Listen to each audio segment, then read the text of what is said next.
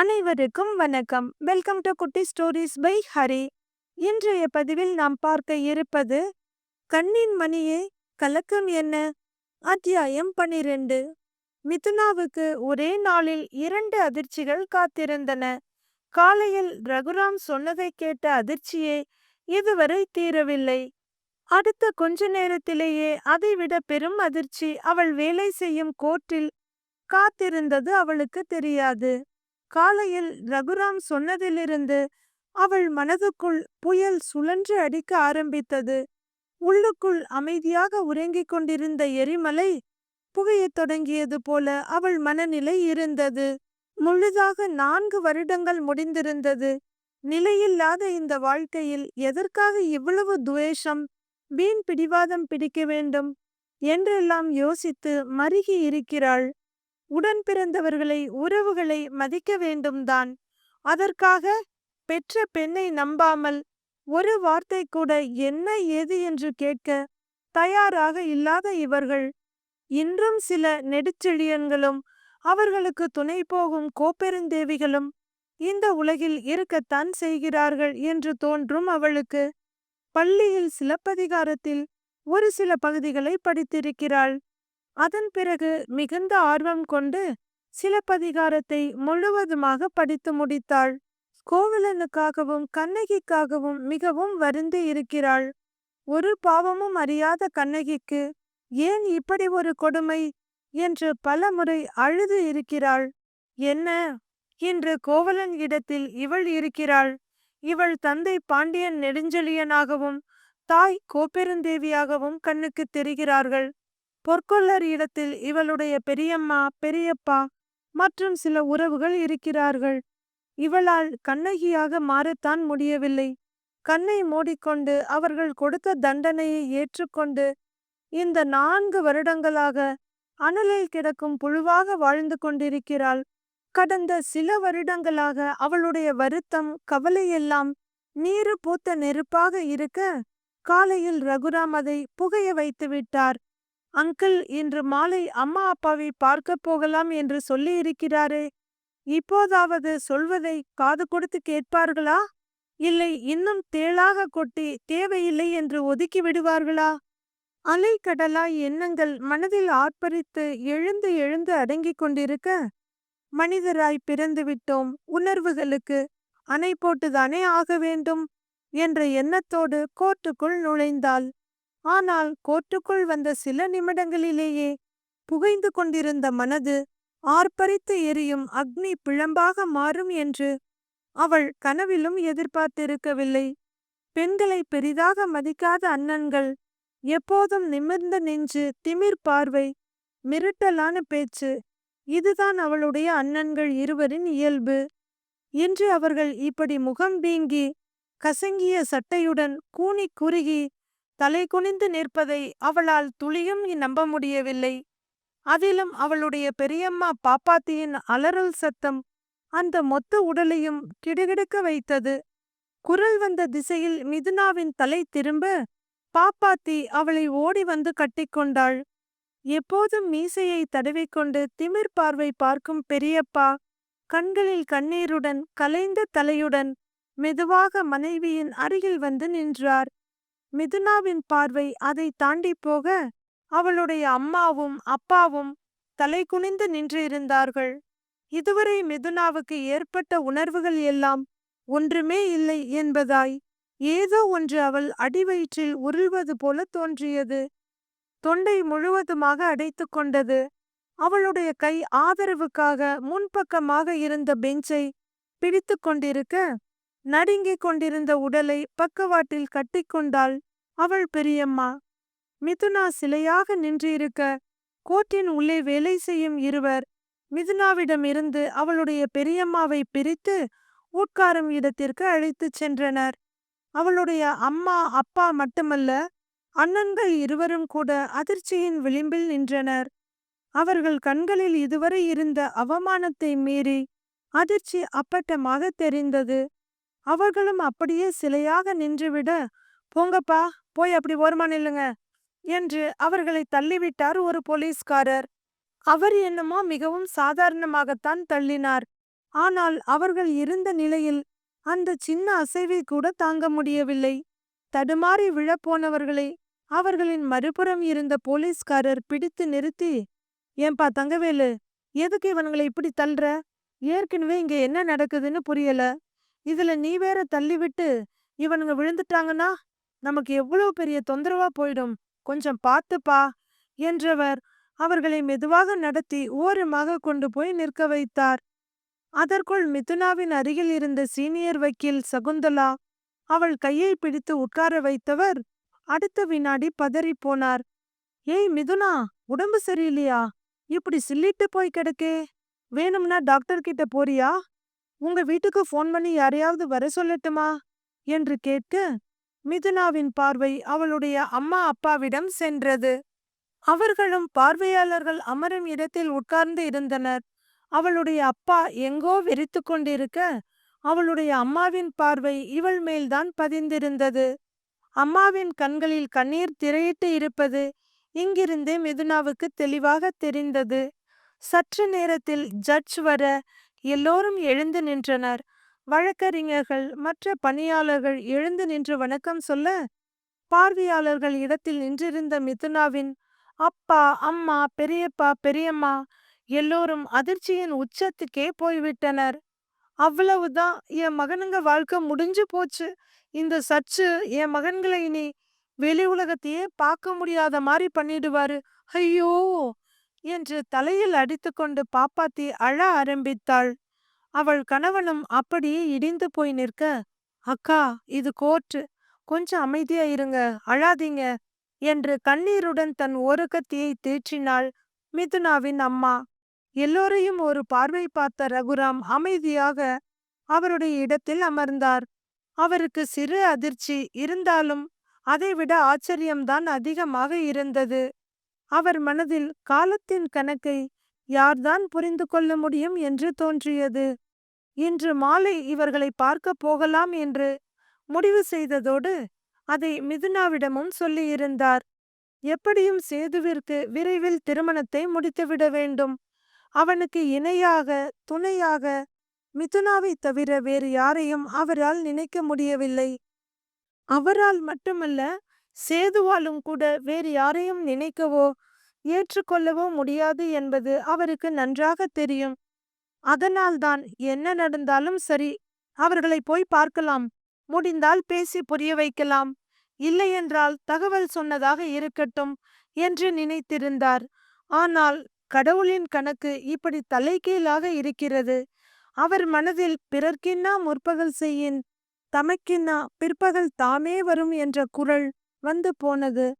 அவர் அமைதியாக உட்கார்ந்திருக்க, அவரையே பார்த்து கொண்டிருந்த மிதுனாவின் பெரியப்பாவுக்கு உள்ளுக்குள் உதறல் எடுத்தது. கொஞ்ச நஞ்சம் இருந்த நம்பிக்கையும் அவரை விட்டு விலகியது. அவரது மனது அவரையே திட்ட ஆரம்பித்தது. ஏண்டா, அன்னைக்கு இந்த மனுஷன் வீடு தேடி வந்தப்ப கொஞ்ச நஞ்ச பேச்சா பேசின, இன்னைக்கு உன்னோட வாயே உன் பிள்ளைகளுக்கு எமனா மாறிடும் போல இருக்கே. பசங்க பேசினது, அடிக்க போனத கூட ஏதோ சின்ன பசங்க தெரியாம செஞ்சிட்டாங்கன்னு மன்னிச்சிடலாம். ஆனா நான் பேசினத இவர் ஒரு நாளும் மன்னிக்க மாட்டாரு. எருமக்கடா மாதிரி வளர்ந்திருக்கானே தவிர கொஞ்சம் கூட அறிவு வளரலன்னு யோசிச்சு இருப்பாரு. அது எல்லாத்துக்கும் சேர்த்து இன்னைக்கு கண்டிப்பா என் பிள்ளைகளுக்கு ஆப்பு அடிச்சிருவாரு என்று கலங்கி நின்றார். மிதுனாவின் அப்பா வேறு மாதிரி மனநிலையில் இருந்தார். இப்போது அவர் அண்ணனை பற்றியோ அண்ணியை பற்றியோ அவர்களின் பிள்ளைகளை பற்றியோ நினைக்கவில்லை. அவர் எதிரில் கம்பீரமாக நிமிர்ந்து உட்கார்ந்திருக்கும் மிதுனாவை பற்றிய எண்ணங்கள் தான் அவர் மனதில் ஓடிக்கொண்டிருந்தது. ஓடிப்போனவ ஒன்னுக்கும் உதவாம போயிருப்பான்னு பார்த்தா இன்னைக்கு இவ்வளவு நல்ல நிலைமையில இருக்காளே. பெத்த பொண்ணுன்னு கூட பார்க்காம அன்னைக்கு அவளை அந்த அடி அடிச்சு விரட்டினோம். ஆனா இன்னைக்கு அவ முன்னாடி தலகுனிஞ்சு நிக்கிற நிலைமை வந்துருச்சே என்று நினைத்தார். அவள் அம்மா பாப்பாத்தியை சமாதானப்படுத்தி கொண்டிருந்தாலும் பார்வையும் மனதும் மிதுனாவிடமே இருந்தது. என் புள்ள அன்னைக்கு பார்த்த மாதிரியே தான் இருக்கா, எந்த மாற்றமும் இல்ல. நெத்திய முகத்தை பார்த்தா கல்யாணம் ஆன மாதிரி தெரியல. அடிக்கடி அக்கா சொல்லுவாங்களே, அந்த மாதிரியெல்லாம் இல்ல என்று நினைத்த மிதுனாவின் அம்மா மனதில் பாப்பாத்தி அடிக்கடி சொல்வது நினைவுக்கு வந்தது. எப்போதாவது மிதுனாவை பற்றி பேச்சு வரும்போது, ம் அந்த மூதேவி இந்நேரம் அந்த பையில கட்டிக்கிட்டு இடுப்புல ஒண்ணு கையில ஒண்ணுன்னு தெரிஞ்சுக்கிட்டு இருக்கோ என்னமோ, இல்ல ஒருவேளை இந்த உலகத்தை விட்டு போயிடுச்சோ தெரியல. ஒண்ணுமில்லாம வந்தவள எந்த வீட்ல வச்சு வடிப்பாங்க, இல்ல தாங்குவாங்க. ஆசை 60 நாளு, மோகம் 30 நாளுன்னு எல்லாம் முடிஞ்சு போயிருக்கும். இடுப்புலையும் வயித்துலையுமா தெரு தெருவா அலைஞ்சுக்கிட்டு இருந்தாலும் சந்தேகப்படுறதுக்கு ஒண்ணும் இல்ல என்று சொல்வாள். அப்போதெல்லாம் அவள் அம்மாவின் மனது உள்ளுக்குள் உடைந்து போகும். அவள் எதுக்கு அப்படியெல்லாம் போகணும்? அவ தான் நல்லா படிச்சிருக்காளே. பெரிய வேலை இல்லைனாலும் அவளை பாத்துக்கிற அளவுக்காவது சம்பாதிக்க துப்பில்லாமலா இருப்பா என்று மனதுக்குள் நினைத்துக் கொள்வாள். ஒரு 6 மாதம் வரை வீட்டில் எல்லோரும் மிதுனாவை பற்றியே பேசி பேசி வன்மத்தை வளர்த்து கொண்டிருந்தார்கள். அவள் வேறு எங்காவது இருப்பதாக தெரிந்திருந்தால் இந்நேரம் அவள் அண்ணன்கள் இருவரும் மிதுனாவை உண்டு இல்லை என்று ஒரு கை பார்த்திருப்பார்கள். ஆனால் அன்று இவருடைய காரில் டிஸ்ட்ரிக்ட் ஜட்ஜ் என்பதை பார்த்த பிறகு மிதுனாவை ஏதாவது செய்வதை பற்றி அவர்கள் துளியும் நினைக்கவில்லை. இப்படி ஆளுக்கு ஒரு நினைவில் மூழ்கி இருக்க கோர்ட் நடவடிக்கை ஆரம்பமானது. முதலில் ஒரு நடுத்தர வயது மனிதரை போலீஸ் கூண்டில் ஏற்றினார்கள். அவருடைய வக்கீல் வராததால் ஜூனியர் முன்வந்து ரகுராமை வணங்கி சில நாட்கள் அவகாசம் கேட்க, எதிர்த்தரப்பு லாயரும் ஒத்துக்கொள்ள அந்த கேஸுக்கு அடுத்த ஹியரிங் தேதியை அறிவித்தார் ரகுராம். அடுத்ததாக நடுக்கத்துடன் நின்றிருந்த மிதுனாவின் அண்ணன்களை போலீசார் கூண்டில் ஏற்றினர். ரகுராம் நிதானமாக அவர்களை பார்க்க இருவரும் தலை குனிந்து நின்றனர். அவர்கள் நெற்றியில் இருந்து வியர்வை துளிகள் கடகடவென்று வழிய ஆரம்பித்தது. அன்றுதான் முதலாக போலீஸ் தரப்பில் அவர்களை ஆஜர்படுத்தி இருந்தனர். மிதுனாவின் அப்பா தன் அண்ணன் மகன்களுக்காக ராஜேந்திரன் என்ற ஒரு வக்கீலை நியமித்திருந்தார். அவர்களுக்கு எதிராக அரசு வக்கீலாக மிதுனா தான் வாதாட வேண்டும். இது தெரிய வந்தபோது அவளுடைய பெரியம்மா பெரியப்பா இருவரும் நொறுங்கி போனார்கள். இதுவரை தங்கள் வாழ்ந்த வாழ்க்கை பயனற்று போனது என்று உறுதியாக தோன்றியது. அவர்களுக்கு ஒரு புறம் அன்று மிதுனாவை அழைத்து கொண்டு வீட்டுக்கு வந்தவர் ஜட்ஜாக உட்கார்ந்திருக்கிறார். இவ்வளவு பெரிய மனிதன் என்று தெரியாமல், அவரை துளியும் சட்டை செய்யாமல் திமிராக நடந்தது அவர்கள் நினைவில் வந்து முள்ளாய் குத்தியது. மறுபுறம் நம் வீட்டு பெண் ஒன்றுக்கும் ஆகாத ஊமத்தங்காய் என்று காலால் நசுக்கியது இன்று ஆலமரமாய் வளர்ந்து நிற்கிறது. அதுவும் அரசு வக்கீலாக நாம் படுத்திய பாட்டுக்கு சாதாரணமாகவே அவள் ஆதரவாக பேசுவதற்கு வாய்ப்பில்லை. அதிலும் இப்போது எதிர்த்தரப்பில் நிற்கிறாள். எல்லாம் முடிந்தது, அவ்வளவுதான். சாதாரணமாக ஆயுள் தண்டனை கிடைப்பதாக இருந்தால் கூட இனி அது தூக்கு தண்டனையாக மாறிவிடும் என்று உறுதியாக தோன்றியது அவர்களுக்கு. அவள் பெரியம்மா பெரியப்பா இருவர் கண்களில் கண்ணீர் நிற்காமல் வழிய ஆரம்பித்தது. தொண்டை வறண்டு குளிர்காய்ச்சல் வந்துவிட்டது அவர்களுக்கு. இப்போது அண்ணன் குடும்பத்தை பற்றி நினைப்பதா, இல்லை தங்கள் எதிரில் நிற்கும் மகளை பற்றி நினைப்பதா என்று புரியாமல் மிதுனாவின் அம்மா அப்பா குழம்பிக் கொண்டிருந்தனர். ரகுராம் என்ன என்பது போல பார்வையால் கேட்க போலீஸ் தரப்பில் இருந்து ஒரு ஃபைலை கொடுத்தனர். அதை கோர்ட் பணியாளர் ஒருவர் வாங்கி வந்து மிதுனாவிடம் கொடுக்க அவள் அதை ஜட்ஜிடம் கொண்டு போய் கொடுத்தாள். அதை வாங்கி மேலோட்டமாக பார்த்த நீதிபதி அதை நீட்ட மிதுனா ஓடிச் சென்று வாங்கி கொண்டாள். இருவரையும் ஒதுக்கிவிட்டு கூண்டில் ஏறிய ஒரு போலீஸ்காரர் நீதிபதியை வணங்கினார். ஐயா, இந்த கேஸ் விஷயமா இவங்க 2 பேரையும் விசாரிக்க எங்களுக்கு கொஞ்சம் கால அவகாசம் தேவை. இது ஒரு பெண் பிள்ளை சம்பந்தமான கேஸ் என்பதால் ஐயா ஜாமீன் கொடுக்க கூடாதுன்னு வேண்டுகிறேன். நாங்க கஸ்டடியில எடுத்து விசாரிக்க ஐயா தான் உத்தரவு போடணும் என்று அவர் பணிவாய் சொல்ல, இந்த கேஸை மதியத்துக்கு மேல் பார்ப்போம் என்று ஒத்திவைத்தார் நீதிபதி ரகுராம். ஜாமீன் வாங்க முடியுமா என்று நின்று கொண்டிருந்த வக்கீலின் முகம் வாடிப்போக அவருடைய முகத்தை பார்த்த மிதுனாவின் பெரியப்பா குடும்பமும் நொந்து போனது. இடைவேளையில் மிதுனாவை தன் அறைக்கு அழைத்த ரகுராம் அந்த ஃபைலை முழுவதுமாக படித்து கேஸை பற்றி தெரிந்து கொள்ளுமாறு சொன்னார். மதிய உணவு இடைவேளையில் அதை பற்றிய முழு விபரங்களை தருமாறு அவர் கேட்டுக்கொள்ள, ஓகே அங்கிள் என்று விலகினாள் மிதுனா. அதன் பிறகு இருந்த கேஸை சகுந்தலாவும் வேறொரு வக்கீலும் பார்த்து கொண்டிருக்க, கிடைத்த கேப்பில் அந்த ஃபைலை முழுவதுமாக படித்து முடித்தாள். படித்து முடித்த போது அவள் அண்ணன்களை நினைத்து அவளுக்கு மிகவும் வருத்தமாக இருந்தது. அவர்கள் சாதாரண வழக்கில் கைதாகி இருக்கவில்லை. ஒரு பெண்ணை பலாத்காரம் செய்து கொலை முயற்சியில் ஈடுபட்டதாக வழக்கு பதிவு செய்யப்பட்டிருந்தது.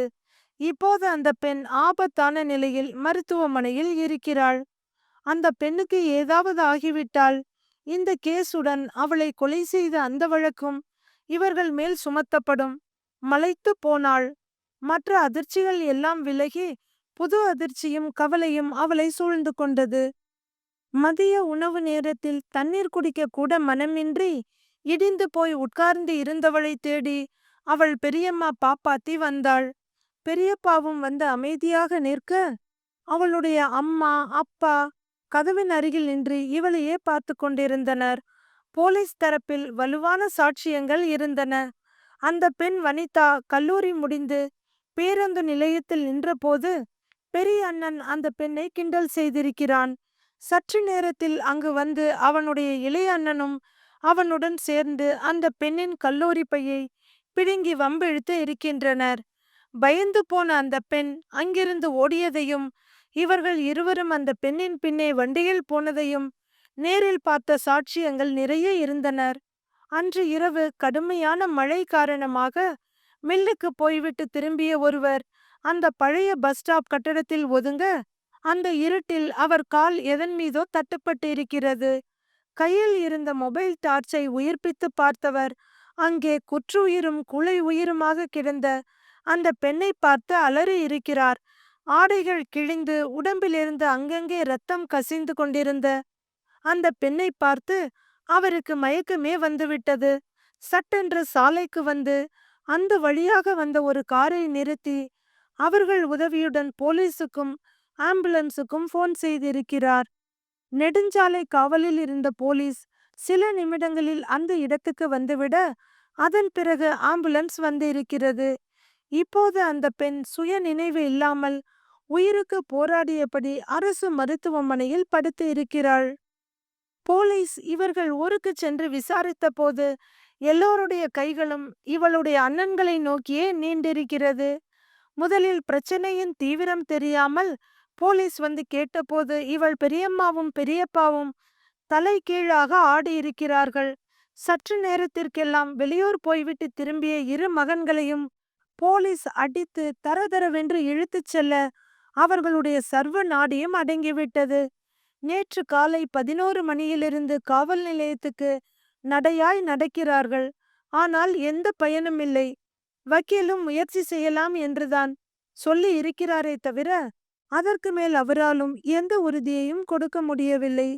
அன்று மிதுனா ரவுடிகளுக்கு பயந்து மறுநாள் காலை சேதுவுடன் வந்தபோது வானத்துக்கும் பூமிக்கும் குதித்த அவளுடைய பெரியம்மா இன்று கூனி குறுகி கண்களில் மரண பயத்துடன் நின்று கொண்டிருக்கிறாள். அடுத்து எப்போதும் கம்பீரமாக மிரட்டலுடன் நிற்கும் பெரியப்பா இன்று குழி விழுந்த கண்களுடன் அடுத்து என்ன நடக்குமோ என்ற பீதியுடன் விழித்து விடுவது போல நின்று கொண்டிருக்கிறார். இவர்களை எல்லாம் இப்படி பார்க்க மிதுனாவுக்கு மிகவும் சங்கடமாக இருந்தது.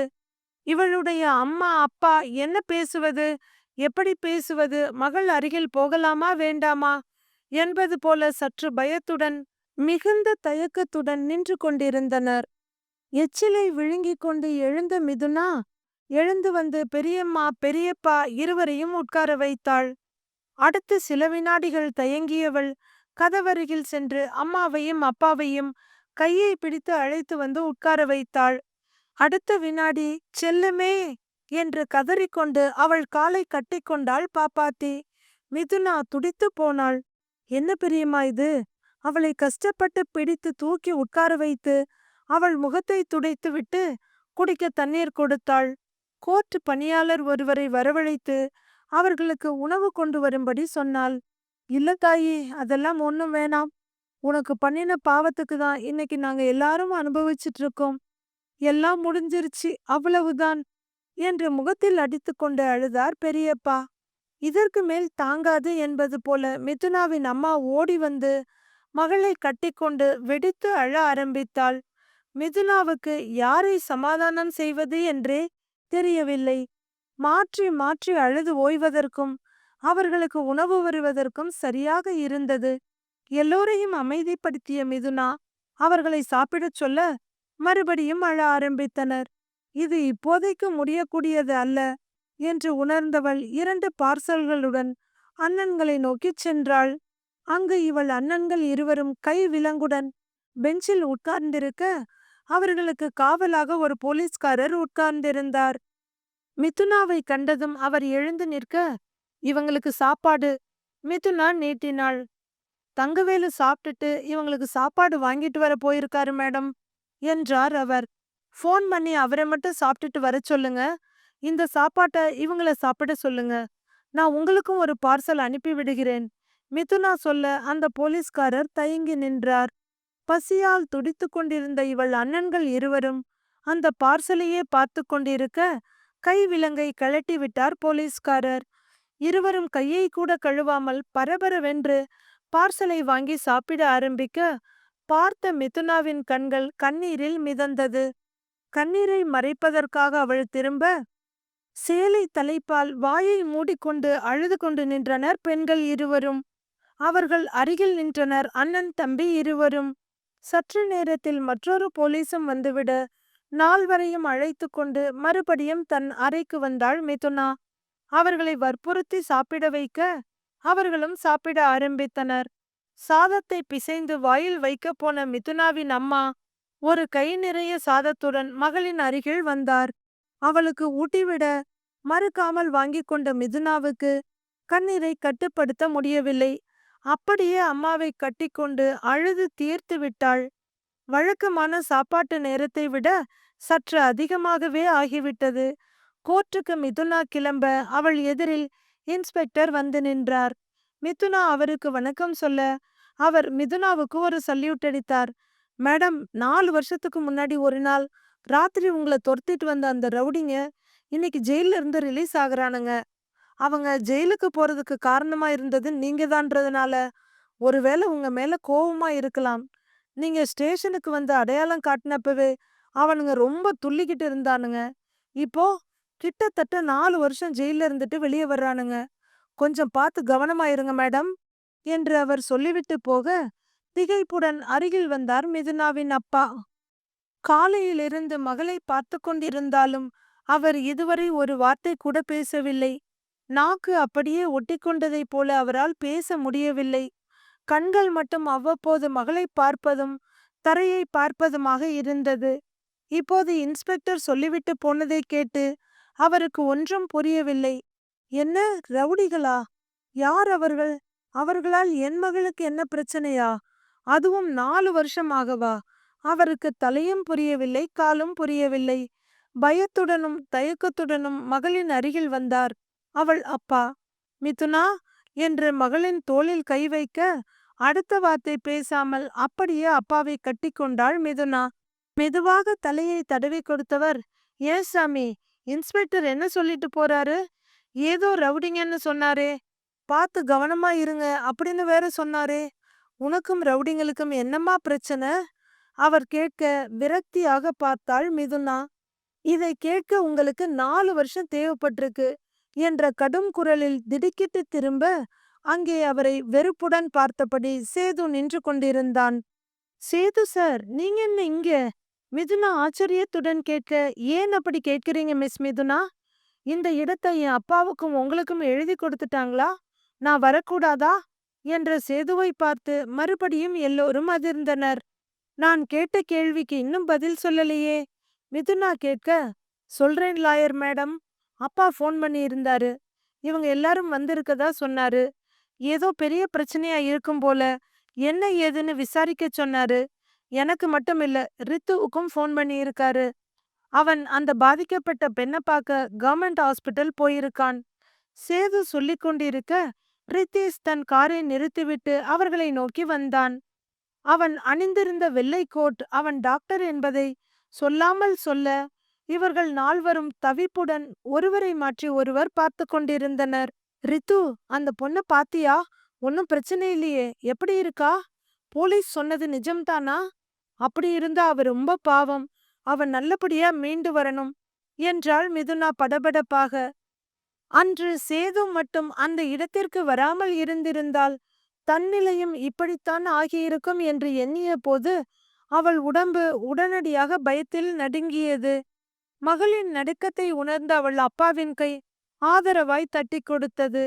ரித்தீஷ் ஏதோ சொல்ல வாயெடுக்க அவனுடைய மொபைல் ரிங் ஆனது. அப்பா தான் கூப்பிடுறாரு, நான் போய் பேசிட்டு வந்துடுறேன் என்றவன் வேகமாக அங்கிருந்து நகர்ந்தான். கோர்ட் வேலைகள் ஆரம்பித்ததை உணர்ந்த மிதுனா வேகமாக அங்கிருந்து கிளம்ப நால்வரும் குழம்பி போய் அங்கேயே நின்றனர்.